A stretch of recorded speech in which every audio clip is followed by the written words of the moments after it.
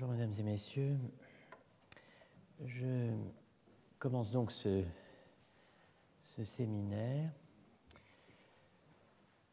Le titre du séminaire, les fonctions psychiques, intuition, représentation, jugement. Ce titre se rattache à celui du cours, la volonté et l'action. Les deux titres expriment et articulent les éléments d'un unique problème, celui de la classification des facultés et des activités psychiques et ou mentales. Se trouvent ici divisés, d'un côté la volonté et l'action, de l'autre les fonctions psychiques, intuition, représentation et jugement, se trouvent ici donc divisés et répartis sur deux séries de leçons en alternance, ce qui est, on le verra, séparé chez certains philosophes, réuni chez d'autres, et dans ce cas articulé par eux dans un seul et même dispositif, sous la forme d'une tripartition, représentation, volonté et jugement, représentation, volonté et jugement, dont on fera d'une séance à l'autre, d'un dispositif à l'autre. Ici, dans le séminaire, la représentation et le jugement. Là, dans le cours, la volonté, dont on fera donc, dis-je, d'une séance l'autre, d'un dispositif l'autre, l'histoire et la généalogie. Mais le titre donné à ce séminaire, les fonctions psychiques, intuition, représentation, jugement, s'entend aussi pour lui-même, pour la difficulté, en fait pour les deux difficultés qu'il condense. La première difficulté évidente est la question du jugement, de sa nature, de sa structure et de ses fonctions dans l'économie psychique. La seconde difficulté, moins évidente, mais tout aussi chargée d'histoire, et plus délicate encore peut-être, c'est celle de la différence et de la relation entre intuition et représentation.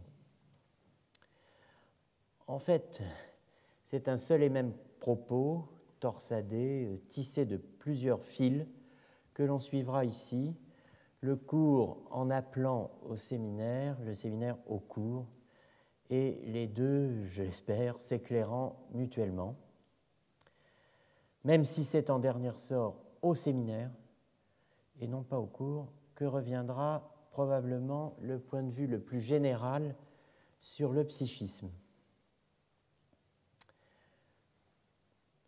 Représentation, volonté, jugement. Ce trio, ce ternaire, comme on dit parfois, qui articule en sous-main le cours et le séminaire, ce trio, représentation, volonté, jugement, ne va pas de soi. Il n'est pas pour autant inconnu ni inédit. Et pour cause, si, comme je le crois, c'est une voie d'accès que j'oserais qualifier de royale à la psychologie moderne du sujet et, partant de là, à l'archéologie du sujet des modernes. Autrement dit, mon propos a une tradition où il s'ancre et où il travaille. Cette tradition est complexe. En cette séance introductive, j'en indique d'emblée le premier horizon visible. Ce n'est pas l'ultime horizon, mais c'est le premier.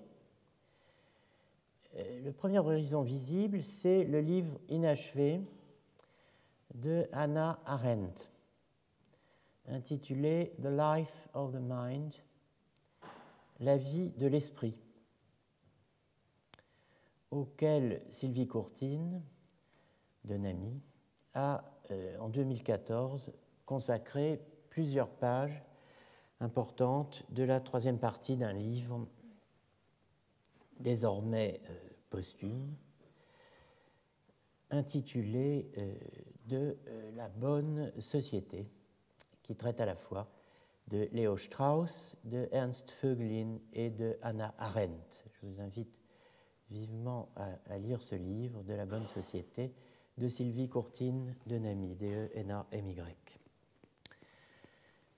Hannah Arendt est morte le mardi 4 décembre 1975. Le samedi précédent, elle avait mis la dernière main à Willing, vouloir, la deuxième partie de La vie de l'esprit, la reprise développée de la deuxième série des Gifford Lectures qu'elle avait entrepris de donner à l'université d'Aberdeen au printemps 1974, interrompue par une crise cardiaque après la première leçon. Ce cycle, cette première série, avait commencé au printemps 1973. La première série avait commencé au printemps 1973 par un ensemble de cours sur la pensée, thinking, et devait se poursuivre au printemps 1976 par judging, une série consacrée au jugement. Donc. Entre-temps, thinking et willing avaient été enseignés en 1974, 1975 et en 1975 à la New York School for Social Research de New York. De judging, juger, n'est resté qu'une feuille de papier vierge engagée dans le tambour d'une machine à écrire. C'est l'éditrice et exécutrice littéraire de Hannah Arendt, Mary McCarthy, qui a mis en forme le volume final en joignant sous forme d'appendice quelques pages sur le jugement, extraites des cours donnés par Hannah Arendt à l'Université de Chicago et à la New York School for Social Research sur la philosophie politique de Kant. Dans l'esprit de Arendt, judging devait faire partie du deuxième volume. L'œuvre était prévue en 2 volumes. La matière étant en 2 volumes et pas en 3, n'est-ce pas, hein? Pourquoi ? Parce que la matière était, selon elle, largement et exclusivement même couverte par Kant, jugement. Nul ne sait si tel aurait été finalement le cas. Ce qui est certain et qui mérite l'attention plutôt d'un point de vue archéologique, c'est que The Life of Mind, donc, dont je vous donne ici la référence, Life of the Mind, publié originellement en 2 volumes séparés avec pour sous-titre Penser et vouloir, édité par Mary McCarthy chez Harcourt en 1971 pour Penser, Thinking, et 78 pour le volume de Willing. Traduction française de Lottringer, La vie de l'esprit, la pensée, le vouloir, Paris, PUF, repris, alors en première édition en 81 et repris en quadrige, PUF en 2013. Donc voilà, ce qui est certain et qui mérite l'attention d'un point de vue archéologique, c'est que la vie de l'esprit était elle-même l'élément d'un diptyque dont le premier volume, intitulé La condition humaine, The Human Condition, publié ô combien du vivant d'Arendt, là, puisque c'était en 1958, était sous-titré, donc La condition humaine, Human Condition, la vie active, The Vita Activa. qui comportait trois chefs principaux, labor, work and action. Donc, the life of the mind, la vie de l'esprit, avec ses trois parties, thinking, willing, judging, les trois parties prévues, aurait pu être sous-titrée la vie contemplative, de vita contemplativa. Arendt connaissait parfaitement cette distinction médiévale, vie active, vie contemplative, mise en œuvre donc dès 1958 dans la condition humaine. Elle y fait explicitement référence et la questionne tout au long de ses leçons sur la vie de l'esprit et de son livre, rendant au passage, enfin de son livre posthume donc désormais, rendant au passage un hommage appuyé et répété à l'un de ses grands prédécesseurs dans la série des Gifford Lectures d'Aberdeen, Étienne Gilson. Je signale au passage donc, en 1931 et 1932, Étienne Gilson avait effectivement donné une série de leçons, Gifford Lectures, à l'université d'Aberdeen sous le titre de The Spirit of Medieval Philosophy, qui ont été publiées, ces leçons en français sous le titre L'esprit de la philosophie médiévale en 1932, puis en anglais en 1936. Donc Arendt connaissait parfaitement la distinction médiévale entre vie active et vie contemplative. Le sujet pensant, voulant et jugeant n'est pas cependant le religieux du XIIe siècle adonné à une vie monastique, contemplative. C'est pour elle, pour Arendt, c'est ce qui fait l'intérêt de ce travail, entre autres, c'est pour elle l'homme tout court. En tant qu'il exerce cette capacité que Hannah Arendt appelle withdrawal, la capacité de retrait, de se retirer, withdrawal, to withdraw, se retirer. Ce retrait, cette solitude qui est bien distinguée de ce qu'elle appelle l'essolement, ce qui correspond en gros à la distinction que fait Nietzsche entre solitude et abandon. La solitude, donc bien distinguée de l'essolement, qui lui permet, cette solitude, qui permet à l'homme, à l'être humain, de rejoindre dans le dialogue silencieux de l'âme avec elle-même, ou le déchirement du conflit interne à la volonté, la dualité de ce que Arendt appelle le soi et le soi-même, garante de l'identité personnelle. Cette structure qui caractérise à la fois le dialogue de l'âme et le déchirement de la volonté, la pensée et le vouloir, est ce que Arendt appelle le deux en un, two in one, et elle porte et structure la région invisible de l'esprit.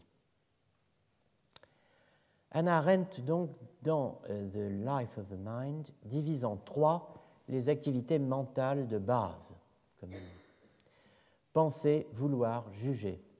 Penser, virgule, vouloir, virgule, juger. Ces trois facultés, dit-elle, sont indérivables. Elles ne peuvent être ni déduites les unes des autres, ni réduites à ou reconduites à un commun dénominateur. Vous voyez l'extrait ici. Thinking, willing and judging are the three basic mental activities. They can't be derived from each other, and though they have certain common characteristics, they can't be reduced to a common denominator. La formule frappe. Elles ne peuvent être ni déduites l'une de l'autre, ni réduites à un commun dénominateur. La formule frappe, elle a un air familier. Familier et singulier. Cette curieuse impression de familiarité, c'est Arendt elle-même qui l'explique en soulignant que Kant est le premier, mais aussi le dernier des grands philosophes à s'être occupé du jugement en en faisant une des activités psychiques de base, une des activités psychiques dites basic.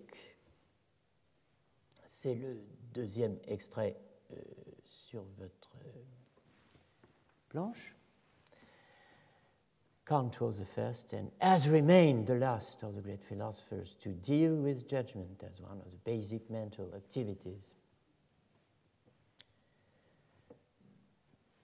Il y a 4 éléments importants, 4 points importants dans la thèse d'Hannah Arendt.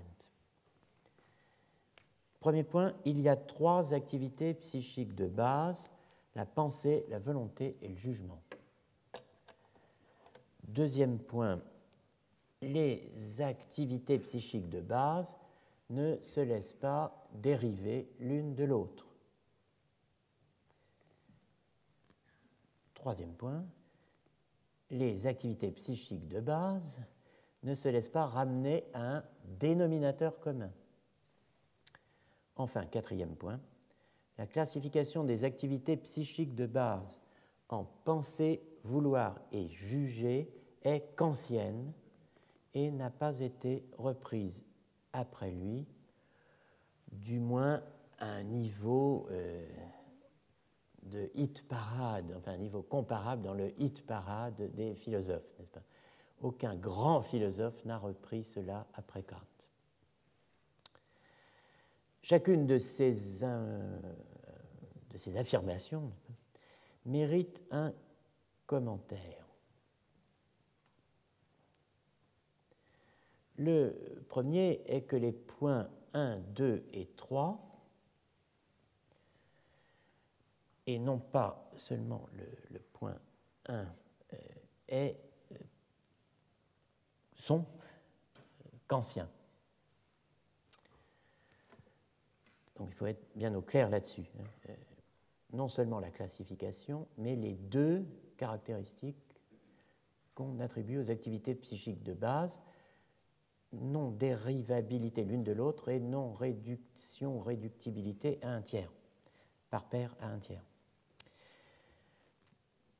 Donc les points 1, 2 et 3, et pas seulement le point 1, sont kantiens, effectivement.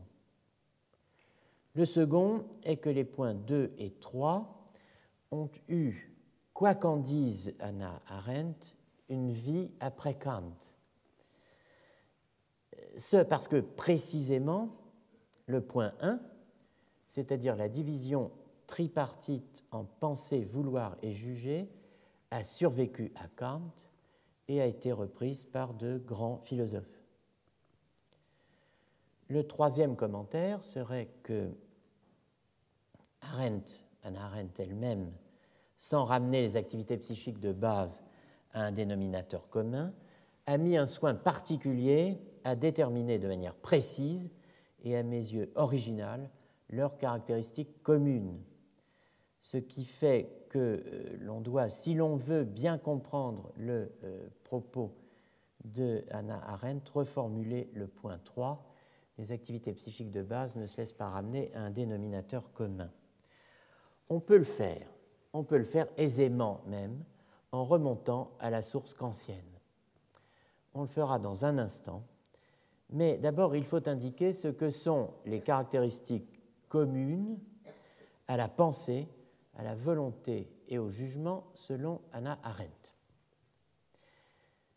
Penser, vouloir et juger ont en commun 2 caractères précis.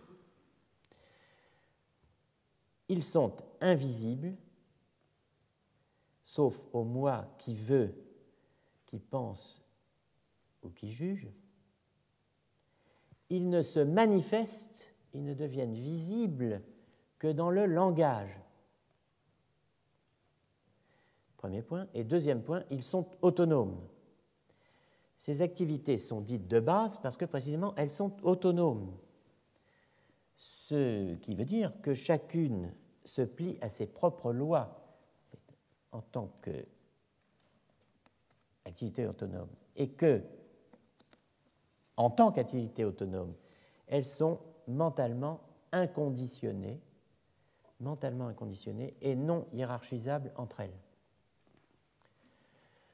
Cela étant, dit Arendt, si les activités mentales ne sont pas hiérarchisées, si penser n'est pas supérieur à vouloir, si vouloir n'est pas supérieur à juger, si juger n'est pas supérieur à penser, on ne peut nier, néanmoins, dit-elle, l'existence de certaines priorités.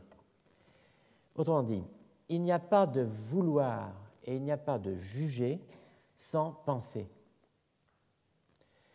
Une antériorité qui ne signifie pas dérivabilité, mais qui renvoie tous les processus mentaux de la pensée proprement dite, de la volonté et du jugement à une condition préalable que Arendt, qui, comme vous le savez, est de langue allemande initialement, et qui fait passer un peu d'allemand dans son anglais, appelle die-sense,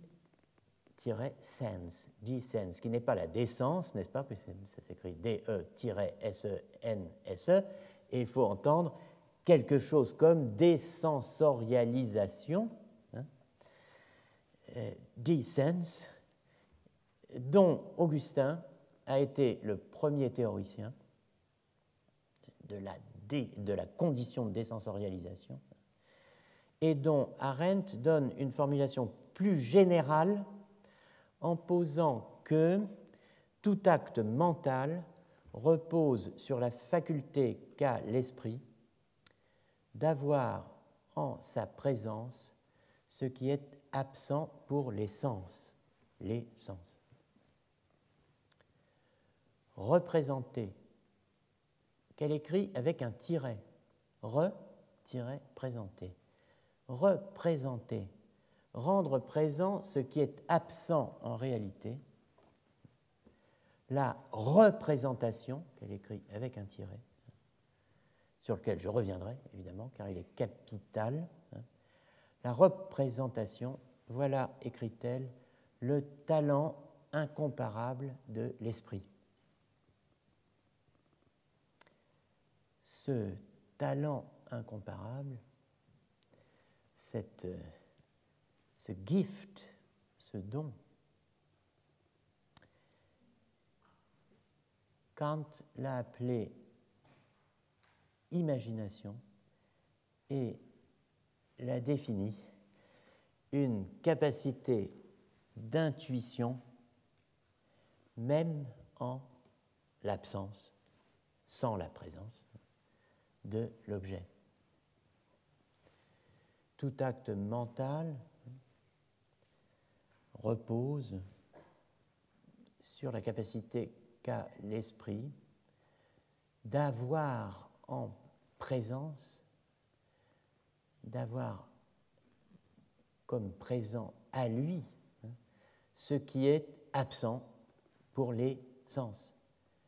La représentation, autrement dit, ce qui rend présent ce qui est actuellement absent, voilà l'unique don, le don unique extraordinaire de l'esprit.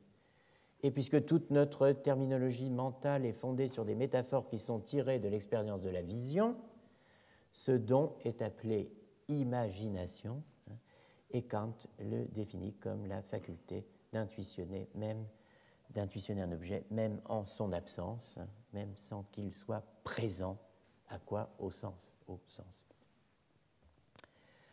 Structurellement, tous les processus mentaux ou psychiques ont en commun ce que Arendt, dans une terminologie qui lui est propre, nomme le two-in-one, le deux en un, the two-in-one division. Découverte, dit-elle, pour la pensée par Socrate et Platon.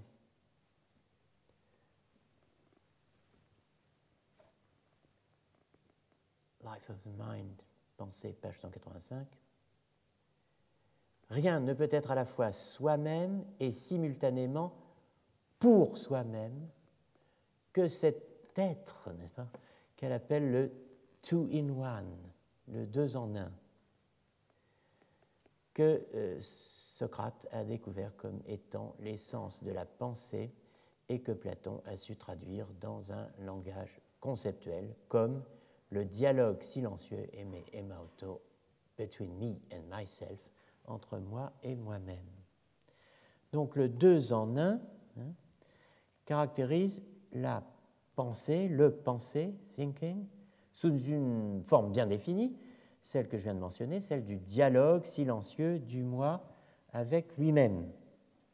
Expression platonicienne bien connue. Mais le deux en un caractérise aussi la volonté, sous une forme toute différente, découverte par Paul, celle du conflit de soi avec soi-même, puis avec Augustin et les médiévaux, du conflit entre velle et nolle, vouloir et nouloir, deux termes évoqués dans le cours du 6 janvier sur la volonté et l'action, sur lesquels nous aurons maintes occasions de revenir. Voyez cette citation, extraite du volume 2 donc, de Life of the Mind, Willing. La curieuse faille, fracture de la volonté, le fait que la division deux en un, caractéristique de tous les processus mentaux qui a été découverte initialement par Socrate et par Platon dans le processus de pensée, eh bien, cette structure, cette fracture, plus exactement, cette faille, brokenness, devient littéralement une lutte, n'est-ce pas, à mort, deadly struggle, entre ce qu'elle appelle I will et I kneel, will and kneel, qui sont les vieux termes anglais correspondant à welle et nolle, que cite donc Arendt. Donc vous voyez qu'elle a une certaine culture médiévale que nous allons pouvoir savourer par la suite. Donc, en tout cas, ce conflit à mort entre je veux et je ne veux pas doit être présent. Les deux doivent être présents. Je veux et je ne veux pas. Il faut bien retenir cela, c'est très important, et on verra à quel point c'est important dans le cours sur la volonté. Je veux et je ne veux pas doivent être toujours présents ensemble. Si liberté il y a, si liberté il doit y avoir en l'homme. Enfin, et en un mot, tous les processus mentaux sont réflexifs. Il y a beaucoup de thèses discutables, mais on va voir à quel point le rassemblement que Arendt en fait est utile pour le travail archéologique. Voilà un passage intéressant encore sur la généralité de la structure mise à jour, au jour plus exactement, et sur la réflexivité qui caractérise donc les trois activités mentales de base. La vie de l'esprit, in which I keep myself company, où je me tiens compagnie. C'est cet état qui est la solitude. La solitude qui n'est pas l'isolement. C'est l'état où je suis, où je me tiens compagnie, où je n'ai pour compagnie et pour présence amicale au plus proche de moi-même que moi-même. La vie de l'esprit où je me tiens compagnie est peut-être silencieuse, elle n'est jamais muette et ne peut jamais s'oublier entièrement du fait de la nature réflexive des activités qui la composent. Tout cogitare, toute pensée, est, quel qu'en soit l'objet, aussi cogito mais cogitare. Je pense que je pense. Tout je pense est un je pense que je pense. Tout vouloir est un volo me wele, un se vouloir vouloir, un se vouloir voulant. Et le jugement même n'est possible, conclut Arendt, comme Montesquieu le dit quelque part, que grâce à un retour secret sur soi-même. Le statut du jugement est moins travaillé que celui de la pensée et du vouloir. Arendt en emprunte l'essentiel à Kant, tant dans ce qu'elle a écrit dans La vie de l'esprit que dans les cours dont Mary McCarthy a tiré l'appendice donnant lieu de troisième partie. Dans Thinking, le premier volume de La vie de l'esprit, Arendt définit en termes kantiens la faculté de juger.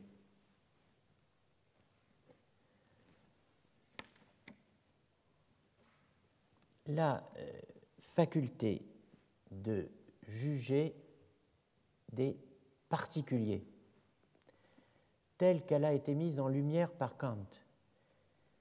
L'aptitude à dire deux choses. This is wrong. Ceci est mauvais, mal. Et this is beautiful. Ceci est beau, etc. And so on. N'est pas du tout la même chose que la faculté de penser. La pensée, le penser, thinking, deals with invisibles. La pensée a affaire à des invisibles, à des représentations de choses qui sont absentes, alors que le jugement porte toujours sur des particuliers et sur des choses qui sont close at hand, à portée de main. Je reprends, la pensée a trait à l'invisible et à l'absent, le jugement porte sur le particulier. Things close at hand me paraît très proche en anglais de ce que Heidegger appelle forehandedness, les temps sous la main, les temps à la main. Comme exemple de jugement, Arendt donne donc ceci est mal et ceci est beau, un jugement que l'on qualifierait normalement d'éthique ou de morale dans un cas, et un jugement que l'on qualifierait d'esthétique dans l'autre. En fait, Arendt trace une délimitation nette, non seulement entre jugement et représentation, en prenant représentation au sens de re-présentation, avec un tiret donc, représentation, représentation de choses absentes. Elle trace donc une délimitation nette entre jugement et représentation, mais aussi et surtout, peut-être, entre vouloir et juger. N'oublions pas que les deux activités devaient être traitées dans le volume 2, programmatiquement divisé en deux parties solidaires, willing and judging. Alors, ce qui est intéressant dans ce que fait Arendt en traçant une délimitation nette entre vouloir et juger, c'est que pour elle, le jugement n'a rien à voir avec la raison pratique. La raison pratique, la volonté, le vouloir commande, dit-elle, ENT. Je devrais même dire commande au singulier, car raison pratique et vouloir sont identiques. Le jugement naît d'un plaisir contemplatif, d'un sentiment de bien-être inactif, ce que Kant appelle un untätiges Wohlgefallen, un sentiment que l'on appelle le goût.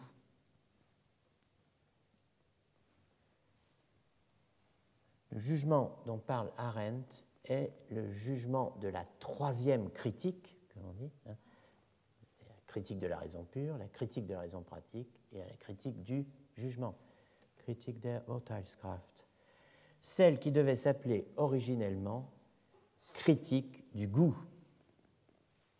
Vous avez le texte ici, donc qui est de Arendt, tiré de l'appendice constitué par Mary McCarthy à partir de cours donnés donc à Chicago et à la New York School for Social Research par Hannah Arendt sur la philosophie politique de Kant.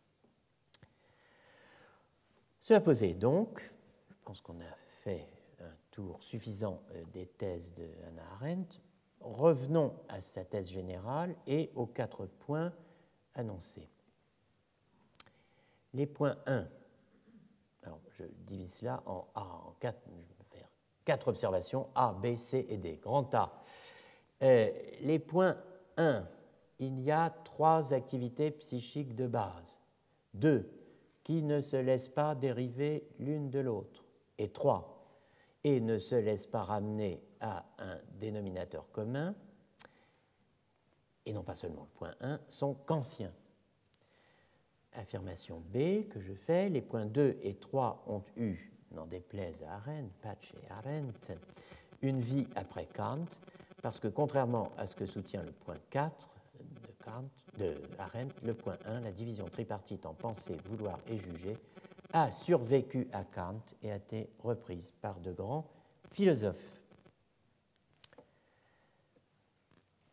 Le point 3 doit être reformulé, car même sans ramener les activités psychiques de base à un dénominateur commun, on peut, comme le fait d'ailleurs Hannah Arendt elle-même, leur assigner des caractéristiques psychiques communes sur la base d'une analyse de ce qui fonde leur dénomination d'activité mentale, ou plutôt psychique et ou mentale, si l'on distingue avec Arendt, au moins problématiquement et ultimement au niveau archéologique, âme et esprit.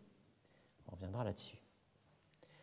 Le point D, enfin, en liaison avec les 4 points précédents, j'ajoute la nécessité de revenir sur la distinction entre intuition et représentation en reprenant philosophiquement et archéologiquement la graphie représentation avec un tiret introduite par Hannah Arendt. Chacun de ces points, donc A, B, C et D, chacun de ces points peut être documenté. Chacun de ces points peut être analysé. Chacun de ces points peut être travaillé à partir d'un débat précis qui nous servira, excusez-moi, de portail.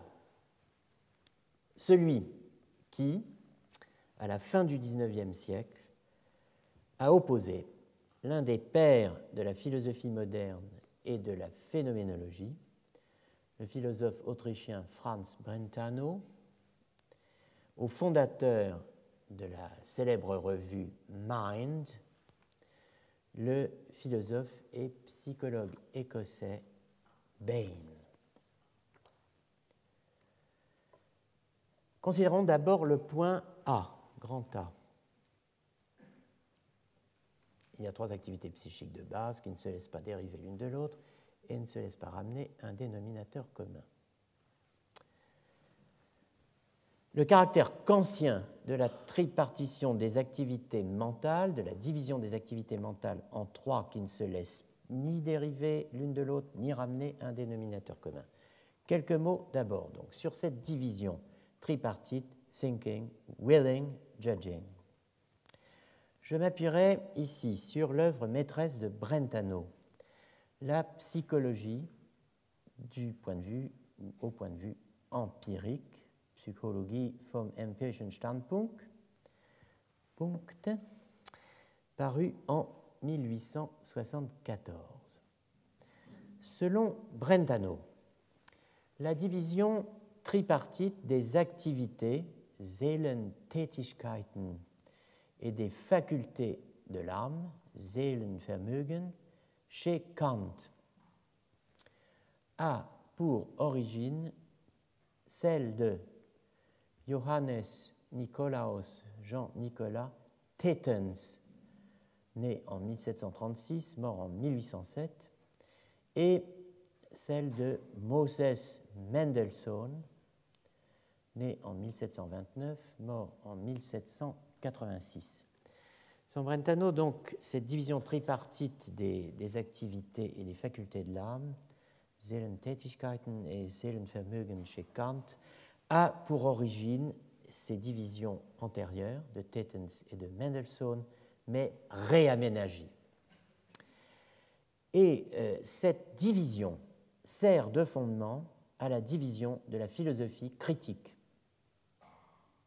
Précisons. Avant Kant, Tetens avait distingué à titre de Grundvermögen, de faculté fondamentale, correspondante aux trois types d'activités psychiques. Premièrement, le sentiment, deuxièmement, l'entendement, et troisièmement, l'activité ou volonté. J'ai donné comme titre de mon cours la volonté et l'action. Pour Tetens, c'est une seule et même faculté qu'on appelle l'activité ou volonté. Mendelssohn, dans un ordre différent, marqué par la permutation apparente du sentiment et de l'entendement, parle de la faculté de connaissance, de la faculté de sensation ou d'agrément, par l'intermédiaire de laquelle une chose nous cause du plaisir ou du déplaisir, et enfin, en troisième lieu, la faculté de désirer. Kant a repris ces trois, dit Brentano, mais sous des noms un peu différents et dans une perspective nouvelle qui n'est rien de moins donc que la construction du système de la philosophie critique. Vous avez ici les mots allemands, car c'est important, qui correspondent à la distinction des Seelentätigkeiten, des activités psychiques en trois classes coordonnées, correspondant chacune à un certain pouvoir ou une certaine faculté psychique. Donc, les trois Grundvermögen, pouvoirs ou facultés fondamentales ou fondamentaux, chez Tetens Gefühl, Verstand und Tätigkeit, Kraft, la faculté d'action, d'activité, Willen, entre parenthèses, le vouloir. Mendelssohn, Erkenntnisvermögen, le pouvoir de connaissance, la faculté de connaissance. La faculté de Empfindung, alors la traduction que nous avons vue il y a quelques instants et qui est celle de la traduction française de la psychologie au point de vue empirique, pêche à l'évidence ici, et ce ne sera pas c'est la première aujourd'hui, mais ce ne sera pas la dernière fois. Empfindung n'est pas, à proprement parler, la sensation. Enfin, c'est ce que l'on éprouve d'une certaine manière, plus que le sentir, au sens où j'ai une sensation, comme on a en français, une sensation de couleur. Bon, là, il s'agit d'une impression, si vous voulez, et Billigungsvermögen, ce qui va nous faire ressentir du plaisir ou de la peine, du plaisir ou du non-plaisir, Lust, Unlust. Et enfin, Begehrungsvermögen, c'est la faculté de désirer. Bon, on retrouve la même distinction sous des termes différents, dit Brentano, et dans une perspective différente chez Kant, Erkenntnisvermögen, Gefühl der Lust und Unlust, sentiment de plaisir et de déplaisir, et faculté de désirer. Le rapport de chaque faculté fondamentale au système de la philosophie, ou plutôt le rapport de chaque partie de la philosophie critique à une faculté et une activité psychique précise, est clair et net, ce qui n'étonnera pas puisque les classes d'activité psychique ont été dites coordonnées. C'est d'ailleurs cela, surtout, entendons ce rapport, qui, selon Brentano, a valu à la classification de Kant influence et diffusion, à tel point que de nos jours, on est en 1874, de nos jours encore, écrit Brentano, elle est assez communément admise. Cela dit, pour appuyer contre Arendt, donc mon point B, je veux dire par là que la tripartition kantienne n'a jamais quitté le paysage. C'est la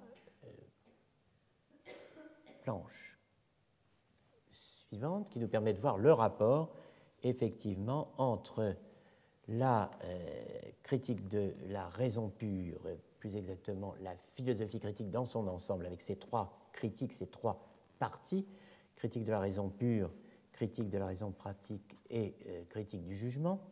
Donc ces trois-là nous sont présentés dans le texte suivant, rapport entre faculté psychique et philosophie critique, par Brentano.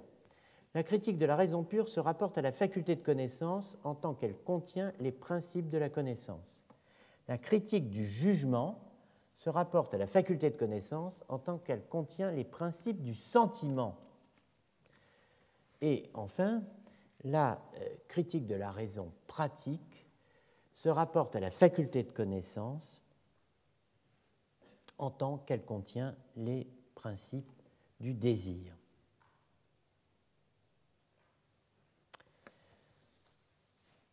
Sur cette division, Brentano fait trois remarques. Première remarque, Kant considère comme fondamentale la division des... Alors, la traduction de Gandillac, 1942, dit la division des facultés de l'âme. Or, vous avez ici en allemand, clairement, die Einteilung der Seelentätigkeiten, des activités de l'âme. Bon. Alors, les activités distinguées, donc, connaître, ressentir, vouloir, erkennen, fühlen, wollen, Kant les considère comme fondamentales, weil glaubt, dass keine der drei Klassen aus der anderen ableitbar sei oder mit ihr auf eine dritte als ihre gemeinschaftliche Wurzel zurückgeführt werden könne.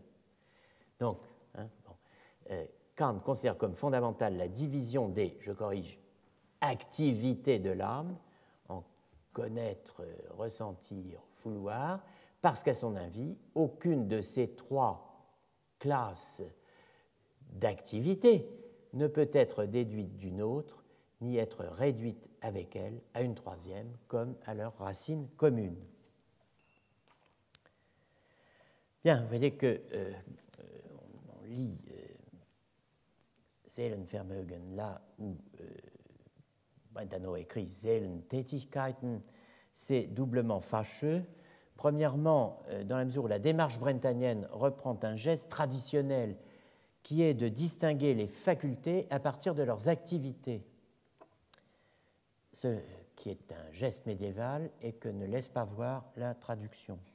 Deuxièmement, parce que, comme le traducteur pourrait nous opposer, Brentano lui-même ne semble pas distinguer de manière rigide les deux niveaux. Donc il est très important, là où il les distingue, de le remarquer. De fait, les textes de Kant que Brentano allègue comme témoins de la division des activités psychiques fondamentales parlent d'emblée de pouvoir ou de faculté et non d'activité.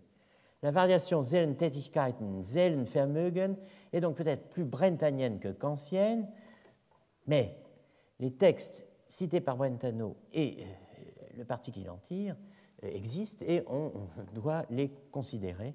mérite qu'on s'y arrête un instant. Comme souvent, l'auteur de la psychologie d'un point de vue empirique s'appuie sur plusieurs sources. La formule de la tripartition, avec ses 3 points, radicalité, indérivabilité, irréductibilité à un tiers, donnée dans une première note, est tirée de la 2e édition de l'introduction à la critique de la faculté de juger, traduite en 1846 par Barny, un élève de Victor Cousin, sous le titre de Critique du jugement, traduite en français.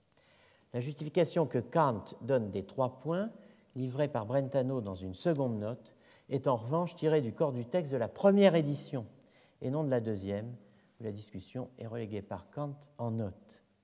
Donc, et que Brentano tisse son propos en empruntant aux 2 éditions du texte de Kant.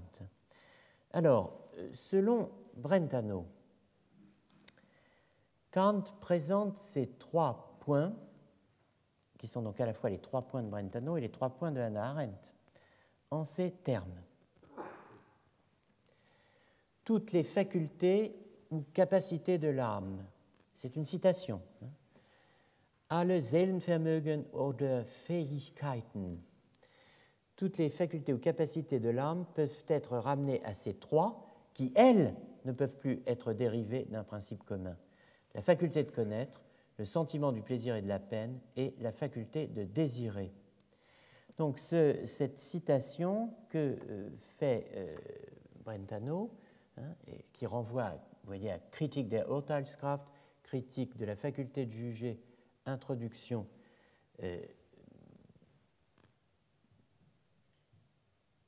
section 3, cette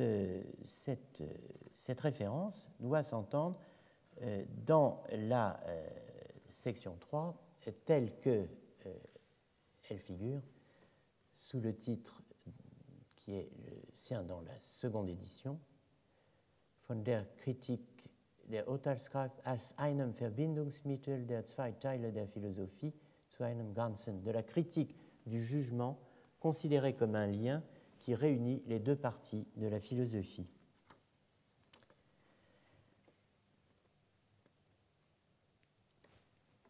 Barny traduit ainsi le passage allemand que vous avez sous les yeux. En effet, toutes les facultés ou capacités de l'âme peuvent être ramenées à ces 3 qui ne peuvent plus être dérivées d'un principe commun, la faculté de connaître, le sentiment du plaisir et de la peine et la faculté de désirer.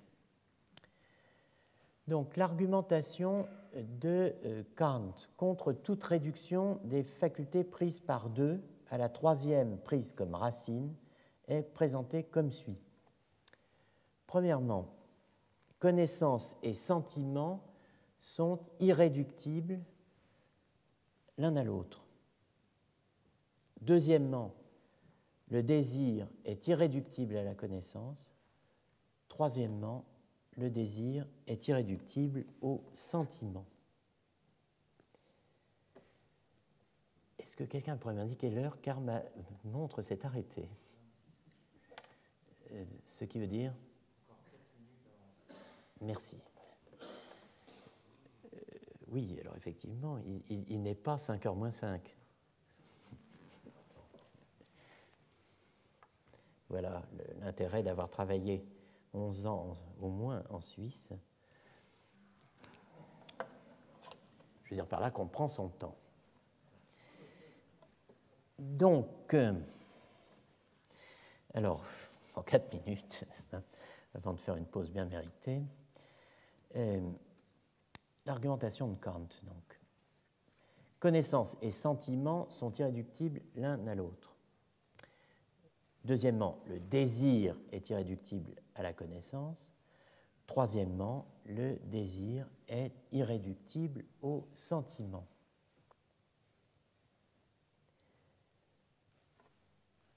Les différences entre la connaissance et le sentiment, dit-il, donc dit Kant, selon Brentano, sont tellement grandes que cette réduction semble inconcevable.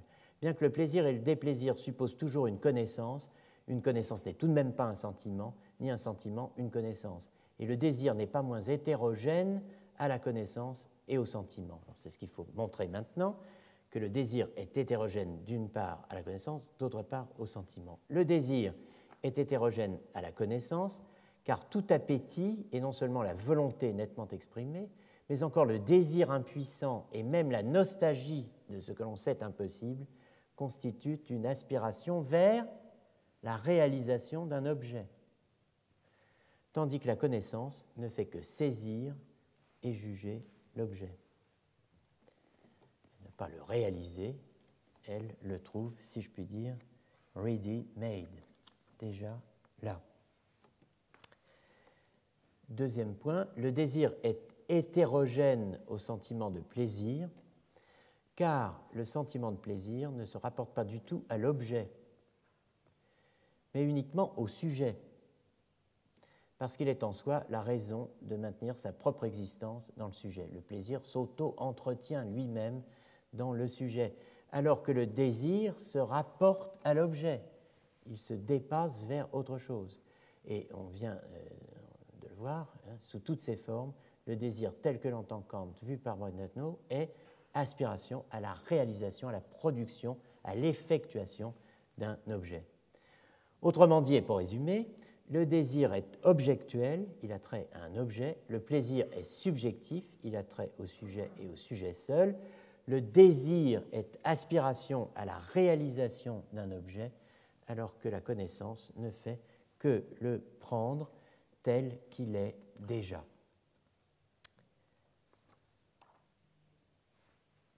À l'appui de cette analyse, Brentano cite un deuxième texte de Kant, c'est la suite immédiate de la tripartition dans la première édition de la critique de la faculté de juger. Dans la première édition de la critique de la faculté de juger, la tripartition des facultés est également présentée dans la troisième section de l'introduction, mais le titre est tout différent, vous l'avez sous les yeux, von dem System aller Vermögen des menschlichen Gemüts, à savoir sur le système de toutes les facultés du Gemüt, de l'esprit humain.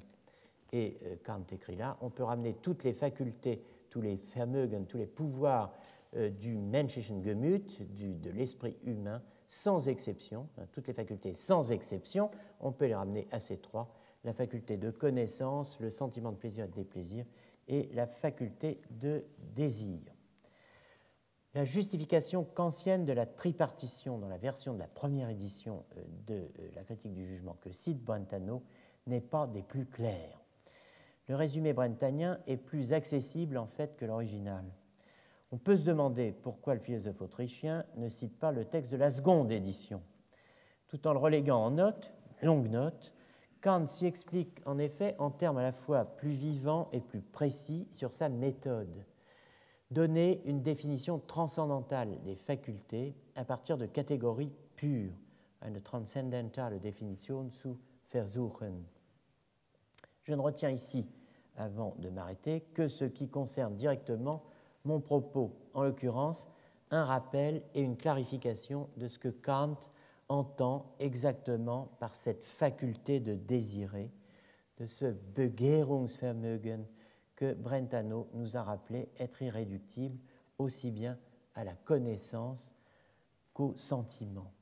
Eh bien, vous le voyez, c'est la faculté désirée est littéralement et clairement et précisément définie comme Kant, citation, la faculté d'être par ses représentations cause de la réalité des objets de ses représentations.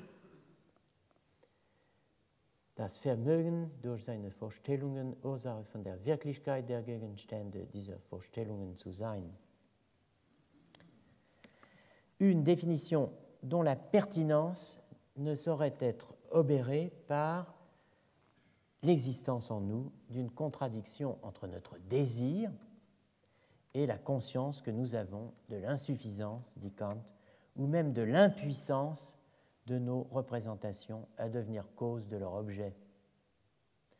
Comme par exemple la conscience que nous avons d'être impuissants à changer le passé, dit Kant, ou, dit-il encore, et là on passe du passé, si je puis dire, à l'avenir, ou, dit-il encore, d'anéantir dans l'impatience de l'attente, quelque chose qui doit vous dire en ce moment même, un petit quelque chose aussi, l'impatience de l'attente, hein, bon, l'impossibilité, l'incapacité que l'on éprouve dans l'impatience de l'attente, hein, d'anéantir l'intervalle qui nous sépare du moment désiré.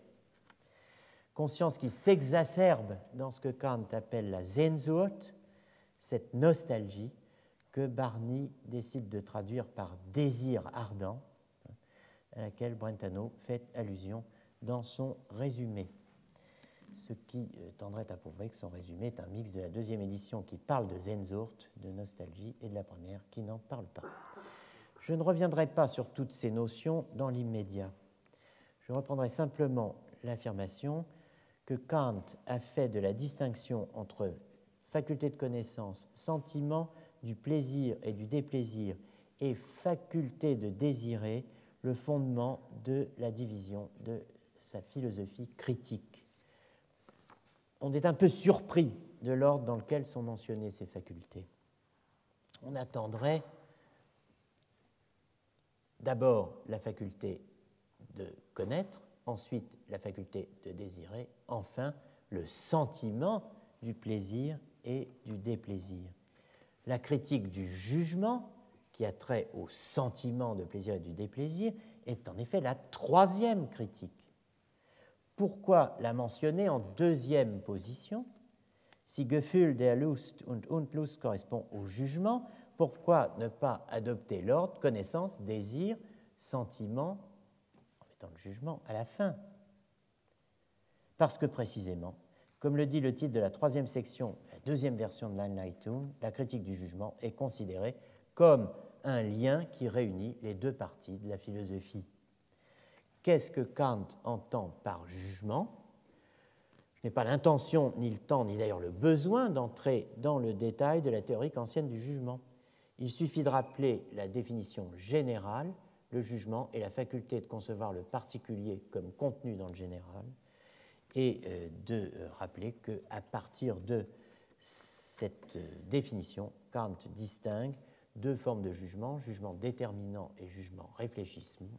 Si le général, la règle, le principe, la loi est donné, le jugement qui subsume le particulier est déterminant, mais si le particulier seul est donné et que le jugement doit y trouver le général, il est réfléchissant. Donc il y a là une définition du jugement, et il y a aussi une analogie de structure et de fonction entre sentiment et jugement qui porte et articule le système de la philosophie critique, celui des facultés psychiques et celui de la philosophie en général. C'est sur cette analogie que s'ouvre au fond le programme, heuristiquement, le programme de la troisième critique, troisième dans l'ordre chronologique, mais au moins problématiquement deuxième, moyenne, médiane, dans l'ordre des raisons. Le sentiment du plaisir se place entre la faculté de connaître et la faculté de désirer, de même qu'entre l'entendement et la raison se place le jugement. On peut donc supposer, du moins provisoirement, que le jugement contient aussi par lui-même un principe a priori et que, comme le sentiment du plaisir ou de la peine est nécessairement lié avec la faculté de désirer, il opère aussi un passage entre la pure faculté de connaître, c'est-à-dire le domaine des concepts de la nature, et le domaine de la liberté, de même qu'au point de vue logique, il rend possible le passage de l'entendement à la raison. Ainsi, quoique la philosophie ne puisse être partagée qu'en deux parties principales, la théorique et la pratique, quoique tout ce que nous pourrions avoir à dire des principes propres du jugement doivent se rapporter à la partie théorique, c'est-à-dire à la connaissance rationnelle fondée sur des concepts de la nature, la critique de la raison pure, qui doit rétablir tout cela avant d'entreprendre l'exécution de son système, se compose de trois parties, la critique de l'entendement pur, celle du jugement pur et celle de la raison pure, facultés qui sont appelées pures parce qu'elles sont législatives a priori. Trois critiques, trois activités, trois facultés psychiques. On voit en quoi la classification des activités psychiques selon Arendt se rattache à celle de Kant, rejoint en partie, et sans autre lien que le rapport à Kant, la description qu'en donne Brentano, et à quel point les trois caractéristiques que leur attribue Kant, être fondamentales, être non déductibles les unes des autres, être irréductibles à une racine commune, livrent un dispositif structuré et rigide. On peut, dans ces conditions, se demander comment semblable paradigme aurait pu sauter, si l'on ose dire, directement de Kant à Brentano ou de Kant à Arendt, sans une postérité apparente ou traçable. C'est pourtant ce que dit Arendt. Aucun philosophe d'importance n'a fait écho à la division tripartite de Kant. Arendt oublie Brentano. Mais Brentano lui-même, soutient-il la même thèse qu'Arendt? La réponse est non. Il y a au moins un philosophe important qui, selon lui, a repris et développé à sa manière la thèse de Kant. Ce philosophe est William Hamilton, un des auteurs auxquels je consacrerai une partie du travail des semaines à venir. Je le disais dans la leçon inaugurale et en conclusion du livre intitulé « La double révolution », il y a un autre récit de l'histoire du sujet et de la subjectivité qui, évitant l'autoroute heideggerienne gréco-allemande de l'histoire de l'être, passe par la philosophie écossaise et la philosophie autrichienne. C'est cet itinéraire bis, qui n'est pas un itinéraire de délestage, que je veux suivre avec vous ici. Avant de nous y engager, il faut revenir sur le débat à partir duquel tout se laisse reconstruire et ordonner, du Moyen-Âge à nos jours, le débat de Brentano avec Bain sur la définition du psychique et la classification des facultés psychiques. C'est ce que nous ferons, alors je n'ose dire dans la deuxième heure, mais dans les minutes qui restent, après une pause de 5 minutes environ, que voudra bien marquer David Simonetta, ici présent, qui sera ma montre. Merci. On reprend donc dans 5 minutes. Alors, je ne sais pas à quelle heure, à dire vrai, mais comme disait Jean de Jandin, Dieu le sait.